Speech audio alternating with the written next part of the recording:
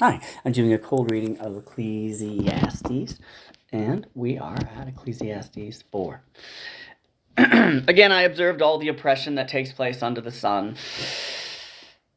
I saw the tears of the oppressed with no one to comfort them.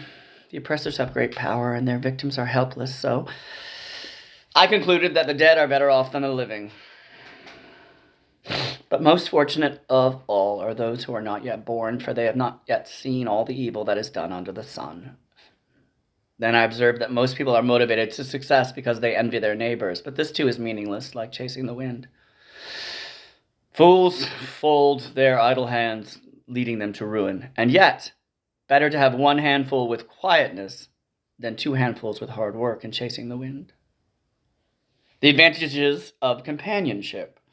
I observed yet another example of something meaningless under the sun. This is the case of the man who is all alone without a child or a brother, yet who works hard to gain as much wealth as he can. But then he asks himself, who am I working for? Why am I giving up so much pleasure now? It's also meaningless and depressing. Two people are better off than one, for they can help each other succeed. If one person falls, then another can reach out and help. But someone who falls alone is in real trouble. Likewise, two people lying close together can keep each other warm, but how can one be warm alone? A person standing alone can be attacked and defeated, but two can stand back to back and conquer. Three are even better, for a triple braided cord is not easily broken. The futility of political power.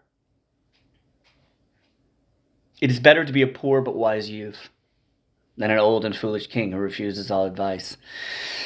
Such a youth could rise from poverty and succeed. He might even become king, though he had been in prison. But then everyone rushes to the side of yet another youth who replaces him. Endless crowds stand around him, but then another generation grows up and rejects him too. So it is all meaningless. Like chasing the wind. And that's Ecclesiastes 4. Easy.